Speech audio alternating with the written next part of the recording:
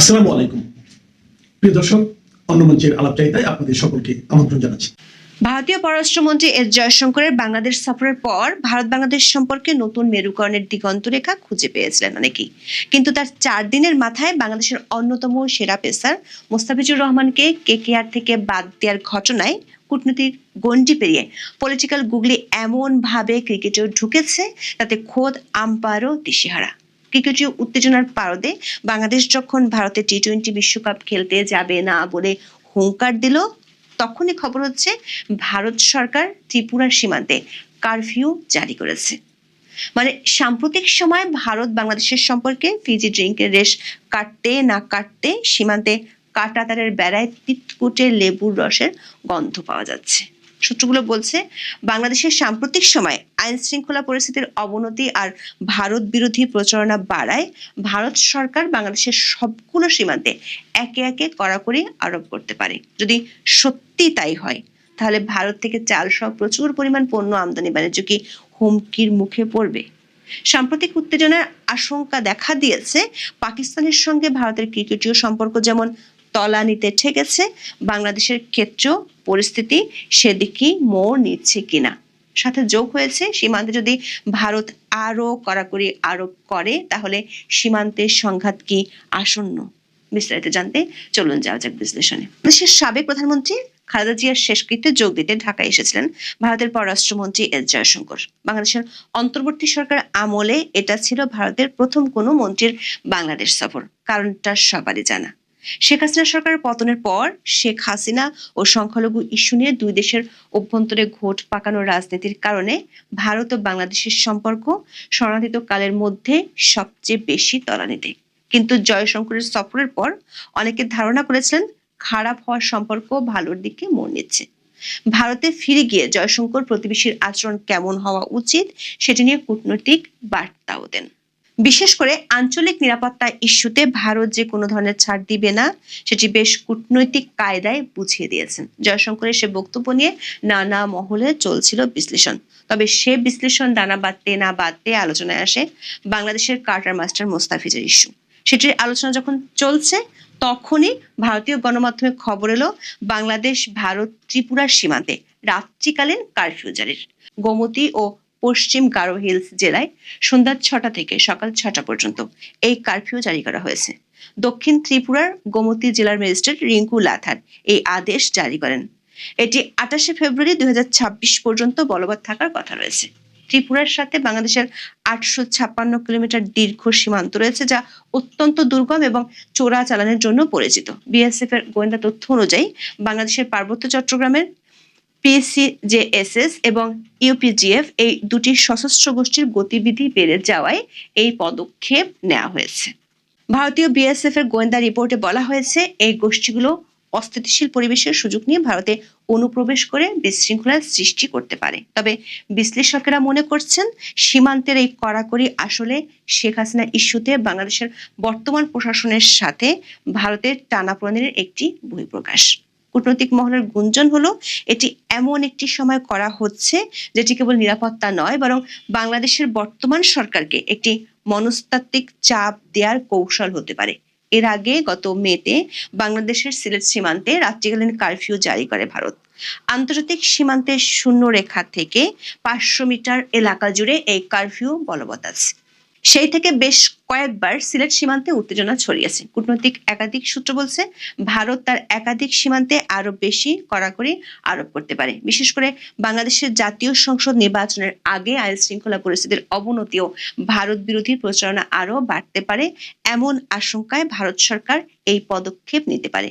সেটি হলে সীমান্তে উত্তেজনা যেমন বাড়ার আশঙ্কা রয়েছে, তেমনি দুই দেশের মধ্যকার বাণিজ্য ক্ষতিগ্রস্ত হওয়ার আশঙ্কা করছেন সংশ্লিষ্টরা। বিশেষ করে দেশে মূল্যস্ফীতি ঠেকাতে আর চালের দাম নিয়ন্ত্রণে রাখতে ভারত থেকে চাল আমদানির সিদ্ধান্ত নিয়েছে অন্তর্বর্তী সরকার। জয়শঙ্কর বাংলাদেশে আসার আগের দিন মানে 30 ডিসেম্বর সরকারি ক্রয় সংক্রান্ত উপদেষ্টা পরিষদ কমিটির বৈঠকে ভারত থেকে 50,000 মেট্রিক টন সিদ্ধ চাল আমদানি করার সিদ্ধান্ত নেওয়া হয়। কূটনৈতিক মহলের শঙ্কা হলো ভারত ও বাংলাদেশের সম্পর্ক চিরে চ্যাপ্টা হতে হতে এমন এক পর্যায়ে যাচ্ছে তাতে যদি ভারত রপ্তানির উপর কড়াকড়ি আরোপ করে তাতে বিপদ বাড়তে আসতে পারে বাংলাদেশের। ৪ঠা ডিসেম্বর সে আশঙ্কার কথা জানিয়ে সাংবাদিকরা প্রশ্ন রাখেন বাংলাদেশের খাদ্য উপদেষ্টা আলী ইমাম মজুমদারের কাছে। তিনি অবশ্য আশা করেছেন বাংলাদেশের খাদ্যশস্য আমদানির ক্ষেত্রে ভারতের সঙ্গে চলমান টানাপোড়েনের প্রভাব পড়বে না। ভারত বাংলাদেশের রপ্তানি নিষিদ্ধ করলে কি হতে পারে প্রশ্নের জবাবে আলী ইমাম মজুমদার বলেন, এগুলোর সম্পর্কে তারা সবসময় পজিটিভ চিন্তা করেন। তিনি বলেছেন, রাজনীতি আর ব্যবসা আলাদা। মানে আবেগ যখন ক্রিকেটের মাঠে আসছে পড়ছে, আসিফ নজরুল যখন ২৬ লাখ ভারতীয় রূপকথার গল্পের মতো হুঙ্কার দিচ্ছেন, অর্থ আর খাদ্য উপদেষ্টারা তখন বাস্তবতার দায় চালের জন্য ভারতের উপরই নির্ভর করছেন। কিন্তু একাধিক কূটনৈতিক সূত্রের খবর হলো, মুস্তাফিজের আইপিএল যাত্রা থেমে যাওয়ার পর বাংলাদেশের ক্রীড়া উপদেষ্টা আসিফ নজরুল যেভাবে দাসত্বের অবসানের ঘোষণা দিয়েছেন, তাতে শক্ত ও কড়া প্রতিক্রিয়া দেখানোর সিদ্ধান্তের দিকে যাচ্ছে দিল্লির সাউথ ব্লক।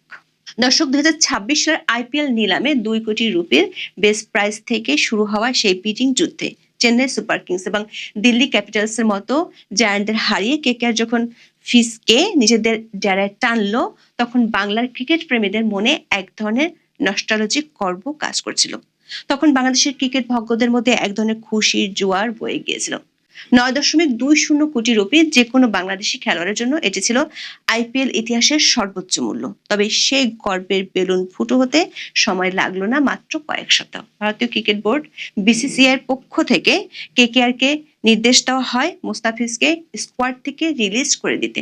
কারণ হিসেবে দেখানো হয়েছে বাংলাদেশের সাম্প্রতিক ঘটনাবলী এবং ক্রমবর্ধমান রাজনৈতিক উত্তেজনা। বাংলাদেশে হিন্দু সংখ্যালঘুদের উপর নির্যাতনের খবর ভারতে ছড়িয়ে পড়ার পর কট্টরপন্থী দলগুলো দাবি তোলে, কোনো বাংলাদেশি খেলোয়াড়কে ভারতের মাটিতে খেলতে দেওয়া হবে না। বিশেষ করে ময়মনসিংহের দীপু চন্দ্র দাস নামক এক যুবকের মর্মান্তিক মৃত্যুর ঘটনাকে কেন্দ্র করে ভারতে যে জনরোষ তৈরি হয়, তার বলি হতে হলো মুস্তাফিজকে।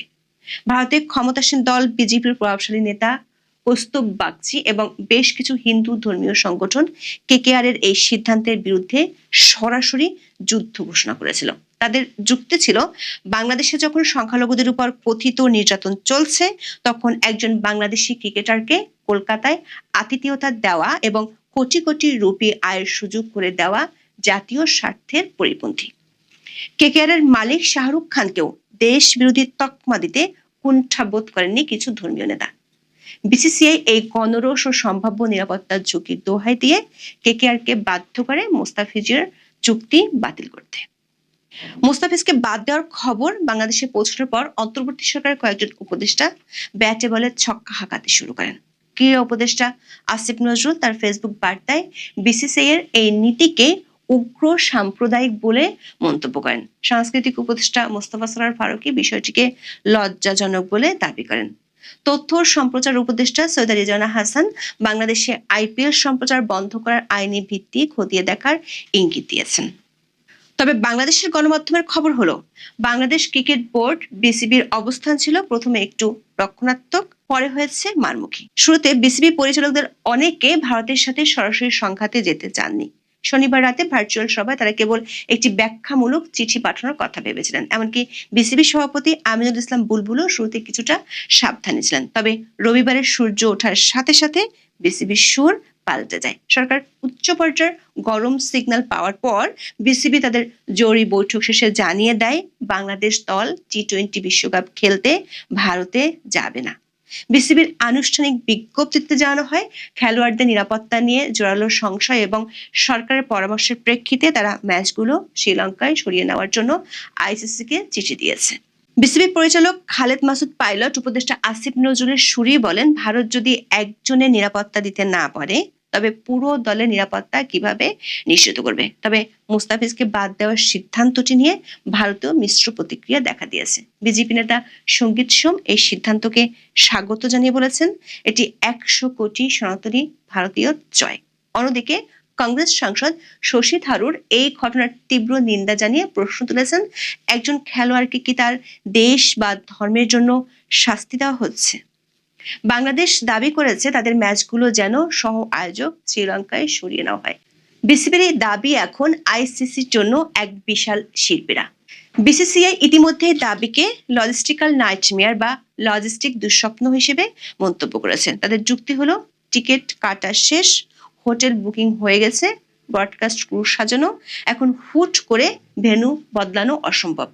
তবে খবর পাওয়া যাচ্ছে আইসিসি বিষয়টিকে ইতিবাচকভাবে দেখছে এবং 1 বা 2 দিনের মধ্যে সিদ্ধান্তে আসতে পারে। যদি আইসিসি দাবি না মানে তবে বাংলাদেশ হয়তো বিশ্বকাপ বয়কট করবে। দর্শক, এই ঘটনার মধ্য দিয়ে ভারত ও বাংলাদেশের মধ্যকার খেলার সঙ্গে ধুলার মতোই মিশে গেল রাজনীতি। শুধু রাজনীতি নয়, বলা ভালো ভূ রাজনীতি। কদিন আগেও শীতের মধ্যে লেপ মুড়ি দিয়ে শুয়ে থাকার চেয়ে অনেক বেশি উপভোগ্য ছিল ভারত বাংলাদেশের উত্তেজনায় ঠাসা একটি ক্রিকেট ম্যাচ দেখা। কিন্তু এখন ইন্ডিয়ান এক্সপ্রেসের আশঙ্কা পাকিস্তানের মতো পরিণতি ভোগ করতে হতে পারে বাংলাদেশকেও।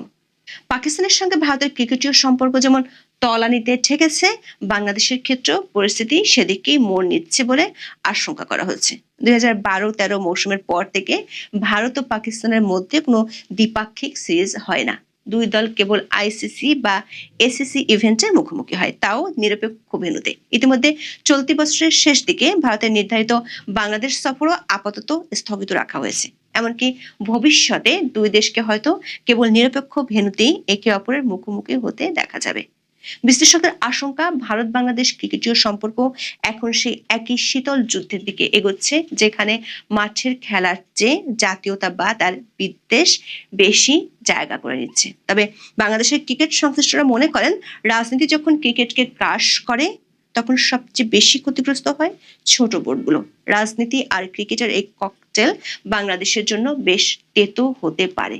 ভারত বর্তমানে বিশ্ব ক্রিকেটের অর্থনৈতিক মেরুদণ্ড।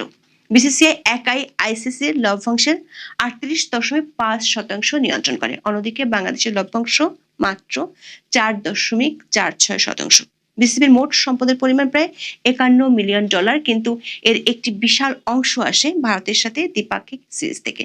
ভারত যখন বাংলাদেশের সফরে আসে তখন টিভি সত্য থেকে আয় হয় প্রায় 70 থেকে 100 কোটি টাকা। ইতিমধ্যে 2026 সালে ভারতের বাংলাদেশ সফর অনিশ্চয়তার মুখে পড়েছে। যদি এই সিরিজটি বাতিল হয় তবে বিসিবির কোষাগারে বিশাল এক গর্ত তৈরি হবে, যার সামাল দেওয়া কঠিন হবে। এটি যেন এক ধরনের সফট পাওয়ার যুদ্ধ, যেখানে ব্যাটের চেয়ে পলিটিক্যাল স্টেটমেন্ট বেশি জোরালো। দর্শক, গত 16 মাস ধরে চলতে থাকা ভারত ও বাংলাদেশের সম্পর্কের রাজনৈতিক তিক্ততা এখন ক্রিকেট এবং সীমান্ত পেরিয়ে প্রতিটি স্তরে ছড়িয়ে পড়ছে। এই সম্পর্কের পরিণতি হতে পারে দীর্ঘ কূটনৈতিক শীতলতা, যা দুই দেশের মানুষের জন্যই ক্ষতিকর। ক্রিকেট সম্পর্ক যদি সত্যি পাকিস্তান ভারতের পথে হাঁটে তবে তার পরিণতি হবে দীর্ঘস্থায়ী বিচ্ছেদ। সহজ কথায় বললে, ভারত বাংলাদেশ সম্পর্কটা এখন সেই বিরিয়ানির মতো, যার চাল ভারতীয় আর রাঁধুনি বাংলাদেশি, কিন্তু ঝগড়া লেগেছে মাংসের পিসটা কে বড় নেবে তা নিয়ে। এই ঝগড়ায় বিরিয়ানি যেন পুড়ে না যায়, সেটাই এখন দেখার বিষয়। এই বিএনপি পন্থী অংশটা এখন তারেক রহমান দেশে আসবার পর এবং যখন হাওয়া বলছে যে তারেক রহমানই ভবিষ্যতের প্রধানমন্ত্রী, তখন একরকমের তার প্রতি আনুগত্য দেখাতে উৎসুক হয়ে উঠেছে এবং অনেক পর্যবেক্ষকই মনে করছেন এই যে জাতীয় নিরাপত্তা গোয়েন্দা সংস্থার প্রধানের একেবারে দলীয় কার্যালয়ে গিয়ে তারেক রহমানের সঙ্গে রুদ্ধদ্বার বৈঠক করে তাকে রিপোর্ট দেওয়া, মানে তাকে প্রতিবেদন পেশ করা, সেটা যে বিষয়েই হোক, সেটা একটা স্পষ্ট ইঙ্গিত যে সেনাবাহিনীর ভেতরে এই আনুগত্য প্রকাশে এখন আর একটা পক্ষ কোনো রাগ ঢাক রাখতে চাইছে না। তারেক রহমান দেশে ফেরার পর থেকেই তাকে ঘিরে ব্যাপক উৎসাহ এবং উচ্ছ্বাস তৈরি হয়েছে। মানে বিভিন্ন প্রভাবশালী ব্যক্তিবর্গ এবং সংগঠনের ব্যক্তিরা গিয়ে তার সঙ্গে যেমন সাক্ষাৎ করছেন, কারণ ধারণাই করা হয়েছিল যে তারেক রহমান যদি ফিরতে পারেন নির্বাচনের আগে, তাহলে তাকে ঘিরে যেরকম একটা জোয়ার সৃষ্টি হবে সেটা হয়তো তাকে পরবর্তী প্রধানমন্ত্রীতে পরিণত করবেন। তারেক রহমান যখন দেশে ফিরতে পারার তারিখটা ঘোষণা করলেন, তখন থেকে এটা একেবারেই পরিষ্কার যে বিষয়টা আলোচনায় উঠে এসেছিল সেটা হচ্ছে নিশ্চিতভাবেই তারেক রহমানের সঙ্গে সেনাবাহিনীর যে দূরত্ব ছিল সেটা ঘুচে গেছে। একদিকে তারেক রহমানের যে পরিমাণ নিরাপত্তার প্রয়োজন হবে বাংলাদেশে আসলে, সেটাতে যে সেনাবাহিনীকে একটা গুরুত্বপূর্ণ ভূমিকা রাখতে হবে সেটা যেমন ঠিক, তেমনি 2007 সালের 1-11 সরকারের সময় সেনা সমর্থিত তত্ত্বাবধায়ক সরকারের সময় 1.5 বছরের বেশি সময়কাল তারেক রহমান সেনা হেফাজতে অকথ্য নির্যাতনের শিকার হওয়ার পর তার মা বেগম খালেদা জিয়ার সেনাবাহিনীর ঊর্ধ্বতন কর্মকর্তা কর্মকর্তাদের সঙ্গে দর কষাকষির ফসল হিসেবেই যেটাকে মওদুদ আহমেদ রীতিমতো বইয়ে লিখে গেছেন যে একটা মুচলেকা দিয়ে তারেক রহমান দেশ ছেড়েছিলেন সেনাবাহিনীর কাছে। কাজেই তার ফিরে আসার ক্ষেত্রে যা যা বাধা হিসেবে কাজ করছিল তার মধ্যে সেনাবাহিনী যে একটা গুরুতর এবং গুরুত্বপূর্ণ ভূমিকা রাখছিল সেটা বুঝতে কোনো পর্যবেক্ষকেরই অসুবিধা হচ্ছিল না। কাজেই সেনাবাহিনীর সমর্থন, সেনাবাহিনীর এক রকমের গ্রিন সিগন্যাল, অনুমোদন সকল কিছু নিয়েই তিনি ফিরেছেন দেশে, সেটা নিশ্চিত ছিল। কিন্তু এখন দেখা যাচ্ছে প্রথা ভেঙে সেনাবাহিনীর কোনো কর্মকর্তা এমন সব কাজ করছেন যা সেনাবাহিনীর ভেতরে তারেক রহমান পক্ষ তৈরি করার যে একটা চেষ্টা হচ্ছে, বা বিএনপি পন্থী পক্ষ বলে একটা দল যে নিজেদেরকে সুস্পষ্টভাবে আলাদা করতে চাইছে তা পরিষ্কার করছে। সকল নজির ভেঙে বাংলাদেশের একটা রাজনৈতিক দলের দলীয় কার্যালয়ে গিয়ে, বিএনপির চেয়ারপারসনের গুলশান কার্যালয়ে গিয়ে বাংলাদেশের জাতীয় নিরাপত্তা গোয়েন্দা সংস্থা এনএসআই এর প্রধান তারেক রহমানের সঙ্গে 1 ঘন্টার বেশি সময় ধরে বৈঠক করে এসেছেন। শনিবার দিন এনএসআই প্রধান মেজর জেনারেল আবু মোহাম্মদ সারোয়ার ফরিদ বিএনপির গুলশান কার্যালয়ে যান এবং সেখানে দুপুর 12টা 15 মিনিট থেকে দুপুর 1টা 21 মিনিট পর্যন্ত তিনি তারেক রহমানের সঙ্গে, মানে বিএনপির ভারপ্রাপ্ত চেয়ারম্যানের সঙ্গে রুদ্ধদ্বার বৈঠক করেন। কি কথা জাতীয় নিরাপত্তা গোয়েন্দা সংস্থার প্রধানের তারেক রহমানের সঙ্গে? কেন এমন একটা গোপন বৈঠক, রুদ্ধদ্বার বৈঠক তাদের মধ্যে অনুষ্ঠিত হতে হলো একটা রাজনৈতিক দলের দলীয় কার্যালয়ে বসে? মানে তারেক রহমান নিজেই তো নিজের পরিচয় বিভিন্ন জায়গায় লিখছেন রাজনৈতিক কর্মী, মানে তিনি তো এখনো দেশের সরকার প্রধান নন, রাষ্ট্রপ্রধান নন, সরকারের কোনো নির্বাহী পদে তিনি নাই। তাহলে বিএনপির শীর্ষ নেতা এই হিসেবে কি করে জাতীয় নিরাপত্তা গোয়েন্দা সংস্থার মহাপরিচালক, একজন কর্মরত সেনা কর্মকর্তা মেজর জেনারেল, তিনি কিনা দলীয় কার্যালয়ে চলে গেলেন একজন রাজনৈতিক নেতার সঙ্গে সাক্ষাৎকারে? মানে কোনো রাষ্ট্রীয় প্রটোকল, সামরিক বাহিনীর নিয়ম কানুন, গোয়েন্দা সংস্থার নিয়ম কানুন, প্রথা কোনো কিছুই এই বৈঠককে ব্যাখ্যা করতে পারে না। সাধারণভাবে কোনো রাজনৈতিক নেতার সঙ্গে যদি জাতীয় গোয়েন্দা সংস্থার বা কোনো গোয়েন্দা সংস্থার আলাপ করবার প্রয়োজন হয়, সেই বৈঠকগুলো অনুষ্ঠিত হয় ওই ব্যক্তির বাসভবনে, মানে তারেক রহমানের বাসভবনে হতে পারত, অথবা নিরপেক্ষ এবং গোপন কোনো স্থানে। তো তাহলে এসব না করে একেবারে যে গোয়েন্দা প্রধান চলে গেলেন, এবং ভাবুন এনএসআই এর কোনো কর্মকর্তা নন, আপনি যে ভাববেন যে তারেক রহমানের নিরাপত্তার বিষয়ে কোনো আলাপ কিংবা তাকে দেওয়া দরকার এমন কোনো খবর দেওয়ার জন্য এই রাজনৈতিক নেতার সঙ্গে এই বৈঠক, সেটা ভাবা মুশকিল যে জাতীয় নিরাপত্তা গোয়েন্দা সংস্থার প্রধান, যার কিনা রিপোর্ট করবার কথা রাষ্ট্রের প্রধান ব্যক্তিদের কাছে, তিনি কেন নিজে তারেক রহমানের সঙ্গে গিয়ে রুদ্ধদ্বার বৈঠক করার সিদ্ধান্ত নিলেন? এবং এমন একটা সময়ে যখন নির্বাচনের বাকি 1.5 মাসের কম সময় এবং যৌথ বাহিনীর একটা অভিযান শুরু হতে যাচ্ছে, যেই যৌথ বাহিনীর অভিযানে অবৈধ অস্ত্র উদ্ধার একটা লক্ষ্য, সন্ত্রাসীদের চিহ্নিত করে গ্রেফতার একটা লক্ষ্য, এছাড়াও লক্ষ্য যে সারা বাংলাদেশে রাজনৈতিক দলগুলোর নেতা কর্মী প্রার্থীরা আচরণবিধি কোনো ভঙ্গ করছেন কিনা, মানে মাঠ প্রশাসনকে এবং সারা বাংলাদেশকে অস্ত্রমুক্ত করতে এবং নির্বাচনের আগে একটা নিরপেক্ষ চেহারা দিতে যৌথ বাহিনীর অভিযান শুরু হতে যাচ্ছে।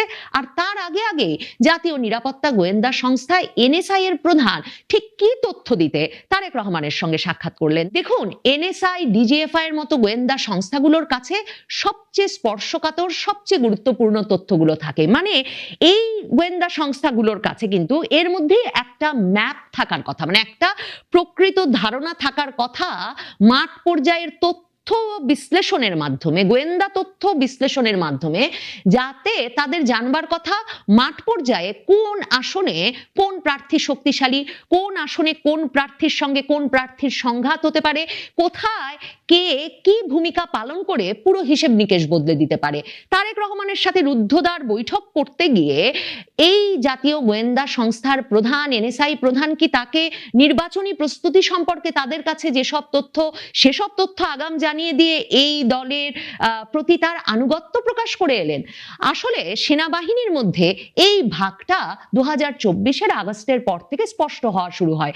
কারণ এর আগে, মানে ধরেন 2001 সরকারের সময় বিএনপি জামায়াত জোট সরকারের সময়, যখন তারেক রহমান অত্যন্ত গুরুত্বপূর্ণ ভূমিকায় ছিলেন ওই সরকার পরিচালনায়, সরকারের নেপথ্যে থেকে, তখন কিন্তু বিএনপি জামায়াতে ইসলামী একই সঙ্গে সরকার পরিচালনা করছিল। কাজেই সকল সংস্থায়, সরকারি সকল সংস্থায় তারা তাদের সমর্থক বলে যাদেরকে চিহ্নিত করেছে, বিএনপির ক্ষেত্রে মুশকিল হয়ে যায় যে তারা দেখে যে তাদের অনেকেই আসলে জামায়াতপন্থী এবং বিএনপিকে অগ্রসর হওয়ার ক্ষেত্রে কিংবা বিএনপির রাজনীতিকে 2024-এর আগস্টের পর থেকে একরকমের দমন করে রাখতে তারা বরং ভূমিকা রাখছে, যাদেরকে বিএনপি বরাবর তাদের পন্থী বলে জেনে এসেছে যখন বিএনপি জামায়াত একসঙ্গে ছিল। এখন যখন নির্বাচনে এবং 24-এর আগস্টের পর থেকে সরকারে প্রশাসনে সর্বত্র প্রভাব বিস্তারে জামায়াতে ইসলামী আর বিএনপি প্রায় মুখোমুখি প্রতিদ্বন্দ্বী হয়ে উঠেছে, তখন তাদের জন্য এই ভাগটা করা খুব প্রয়োজনীয় হয়ে উঠেছে। সেনাবাহিনীর ভেতরে গোলাম আজমের পুত্র ব্রিগেডিয়ার জেনারেল আজমি এবং বিএনপি জামাত জোট সরকারের সময়কার তারেক রহমানের অত্যন্ত ঘনিষ্ঠ তখনকার এনএসআই প্রধান রেজ্জাকুল হায়দার চৌধুরী, এই দুজনের একরকমের অনুসারীদের যে একটা শক্তিশালী গোষ্ঠী আগস্টের পর থেকে ভীষণ তৎপর এবং সক্রিয় হয়ে উঠেছে সেনাবাহিনীর ভেতরে, সেই অংশটি মূলত জামায়াতে ইসলামীকে ক্ষমতার কেন্দ্রে প্রতিষ্ঠিত করতে চায়। জামায়াতে ইসলামীর প্রতি সেনাপ্রধান ওয়াকারুজ্জামানেরও যে এক ধরনের একটা সমর্থন আছে সেটা স্পষ্ট হয় যখন সেনাপ্রধান ওয়াকারুজ্জামান 5ই আগস্টেই যখন রাজনৈতিক দলগুলোর সঙ্গে বসবার সিদ্ধান্ত নিয়েছিলেন, তখনই কিন্তু তিনি জামায়াতের আমিরের সঙ্গে যোগাযোগও তৈরি করে ফেলতে পারেন এবং তখনই তিনি জামায়াতে ইসলামীর আমিরকেও সেই আলোচনার একজন প্রধান হিসেবে প্রতিষ্ঠিত করেন। তখন থেকেই সেনাবাহিনীর ভেতরে একটা অংশ বুঝতে শুরু করে যে তারা কোণঠাসা হয়ে পড়ছে, কারণ তারা বিএনপি পন্থী কিন্তু জামায়াত পন্থী না। সেই বিএনপি পন্থী অংশটা এখন তারেক রহমান দেশে আসবার পর এবং যখন হাওয়া বলছে যে তারেক রহমানই ভবিষ্যতের প্রধানমন্ত্রী, তখন একরকমের তার প্রতি আনুগত্য দেখাতে উৎসুক হয়ে উঠেছে এবং অনেক পর্যবেক্ষকই মনে করছেন এই যে জাতীয় নিরাপত্তা গোয়েন্দা সংস্থার প্রধানের একেবারে দলীয় কার্যালয়ে গিয়ে তারেক রহমানের সঙ্গে রুদ্ধদ্বার বৈঠক করে তাকে রিপোর্ট দেওয়া, মানে তাকে প্রতিবেদন পেশ করা, সেটা যে বিষয়েই হোক, সেটা একটা স্পষ্ট ইঙ্গিত যে সেনাবাহিনীর ভেতরে এই আনুগত্য প্রকাশে এখন আর একটা পক্ষ কোনো রাগ ঢাক রাখতে চাইছে না। এনএসআই প্রধান আবু মোহাম্মদ সারোয়ার ফারিদকে কিন্তু এনএসআই মহাপরিচালক হিসেবে ডক্টর মোহাম্মদ ইউনূসের নেতৃত্বাধীন অন্তর্বর্তীকালীন সরকার দায়িত্ব গ্রহণের 5 দিন পর 2024 সালের 13ই আগস্ট নিয়োগ দিয়েছিল এবং এরপর তাকে ঘাটাইলের 19তম পদাতিক ডিভিশনের জিওসি হিসেবে বদলির বিষয়টা আলোচনায় থাকলে তা শেষ পর্যন্ত কার্যকর হয় নাই। এখন নিরাপত্তা গোয়েন্দা সংস্থার প্রধান তারেক রহমানের কাছে কি তার বদলি, পদায়ন এসব কোনো বিষয়ে আলোচনায় গেলেন, নাকি নির্বাচনের গোয়েন্দা তথ্য দিতে গেলেন, নাকি সেনাবাহিনীর কোন অংশটা বিএনপি পন্থী সে বিষয়ে একটা বিস্তারিত বিবরণ পেশ করতে গেলেন তা বলা মুশকিল। এই যে তারেক রহমানের প্রতি আনুগত্য প্রকাশের যে ঝোঁক সেনাবাহিনীর ভেতর দেখা যাচ্ছে, তার প্রমাণ সামাজিক যোগাযোগ মাধ্যমে ছড়িয়ে পড়ে যখন বেগম খালেদা জিয়ার জানাজার দিনে দেখা যায় যে তারেক রহমান আবেগপ্রবণ হয়ে পড়লে তার হাতে সেনাবাহিনীর আরেক major general, adjutant general major general Mohammad Hakimuzzaman Tarek রহমানের হাতে টিস্যু পেপার এগিয়ে দেন। মানে সেনাবাহিনীর কোনো ডেকোরাম, সেনাবাহিনীর কোনো শৃঙ্খলা আচার আচরণ বিধি অনুযায়ী এ ধরনের আচরণ করা, মানে এই যে অতি নজর রাখা, অতি আবেগ দেখানো, এগুলোর কোনো প্রথা বা বিধি থাকার প্রশ্নই ওঠে না। এই মেজর জেনারেল মোহাম্মদ হাকিমুজ্জামান আবার পরিচিত মুখ হয়ে উঠেছিলেন যখন সেনাবাহিনীর কর্মরত 15 জন সেনা কর্মকর্তার বিরুদ্ধে আন্তর্জাতিক অপরাধ ট্রাইব্যুনাল থেকে গুমের অভিযোগে গ্রেফতারি পরোয়ানা জারি হলো। তখন এই মেজর জেনারেল হাকিমুজ্জামানই কিন্তু সংবাদ মাধ্যমের সামনে এসে ঘোষণা দিয়েছিলেন অক্টোবর মাসে যে ওই সেনা কর্মকর্তাদের হেফাজতে নেওয়া হয়েছে। এখন এই মেজর জেনারেল হাকিমুজ্জামান বা মেজর জেনারেল সারোয়ার ফরিদ এরাই যে শুধুমাত্র তারেক রহমানের ঘনিষ্ঠ হওয়ার জন্য অতি উৎসাহ দেখাচ্ছেন তাই নয়, মানে খালেদা জিয়ার জানাজার দিনেই আরেকটা যে বিষয় প্রশ্নের উদ্রেক করেছে সাবেক এবং বর্তমান সেনা কর্মকর্তাদের মধ্যে, সেটা হচ্ছে যে ঠিক কি প্রথা অনুসরণ করে তারেক রহমান যখন তার মায়ের কবরে পুষ্পস্তবক অর্পণ করতে গেলেন, তখন সেনাবাহিনীর একটা পুরো কন্টিনজেন্ট তাকে মার্চ পাস্ট করে নিয়ে গেল এবং দুজন সেনা সদস্য তারেক রহমান যে পুষ্পস্তবকটি অর্পণ করবেন সেই পুষ্পস্তবকটি ধরে ধরে নিয়ে গেল। মানে একেবারে দেখলে মনে হবে তারেক রহমান হয় বাংলাদেশের রাষ্ট্রপ্রধান, না হলে সরকার প্রধান, এবং সে কারণে তার পুষ্পস্তবক অর্পণের পুরো কাজটি সেনাবাহিনীর একটি কন্টিনজেন্টের সহায়তায় অনুষ্ঠিত হচ্ছে। তো এটা নিয়েও সেনাবাহিনীর ঊর্ধ্বতন কর্মকর্তাদের ভেতরে একটা বিরূপ প্রতিক্রিয়া তৈরি হয়েছে যে এই যে আনুগত্য দেখানোর বা অতি উৎসাহ দেখানোর যে ঝোঁক সেনাবাহিনীর ভেতরে তৈরি হলো, রাজনৈতিক সরকার গঠনের পর এর সরাসরি একটা প্রভাব যে পড়বে, মানে কে পুরস্কারে এগিয়ে থাকবে, কে শাস্তিতে এগিয়ে থাকবে, সেগুলো নির্ধারণে যে এসব ঘটনা ভূমিকা রাখবে, তাই এরই মধ্যে সেনাবাহিনীর অনেক কর্মকর্তাকে এবং সেনাবাহিনীর জুনিয়র অফিসার, এমনকি অবসরপ্রাপ্ত সেনা কর্মকর্তাদের অনেককে বিচলিত করছে। সেনাবাহিনী আসলে ভীষণভাবে বাংলাদেশে সবসময় রাজনীতিতে জড়িয়ে ছিল। এবারেও ওয়াকারুজ্জামানের বাহিনী ভীষণভাবে এই রাজনীতির সবকিছু নিয়ন্ত্রণ করতে চাইছেন, সেটা বিভিন্ন সময়ে পরিষ্কার হয়ে উঠেছে। যেমন 28শে ডিসেম্বর তারিখেও কিন্তু জামায়াতে ইসলামীর আমির ডাক্তার শফিকুর রহমান তাদের জোট, মানে তাদের জাতীয় নাগরিক পার্টি সহ ইসলামপন্থী দলগুলোর সম্মিলিত জোটের আনুষ্ঠানিক ঘোষণা দিয়েই সেনাপ্রধান ওয়াকারুজ্জামানের বাসভবনে ছুটে গিয়ে তিনিও সেখানে প্রায় 1 ঘন্টার একটা রুদ্ধদ্বার বৈঠক করেছিলেন সেনাপ্রধান ওয়াকারুজ্জামানের সঙ্গে। এখন সেনাপ্রধান ওয়াকারুজ্জামানের সঙ্গে জামায়াতে ইসলামীর আমির ডাক্তার শফিকুর রহমানের সেই রুদ্ধদ্বার বৈঠকে কি আলোচনা হয়েছিল তা যেমন জানা যায় না, তেমনি জানা যায় না জাতীয় নিরাপত্তা গোয়েন্দা সংস্থার প্রধান ঠিক কি আলাপ করতে একটা রাজনৈতিক দলের কার্যালয়ে গিয়ে একটি রাজনৈতিক দলের প্রধানের সঙ্গে 1 ঘন্টার বেশি সময় রুদ্ধদ্বার বৈঠক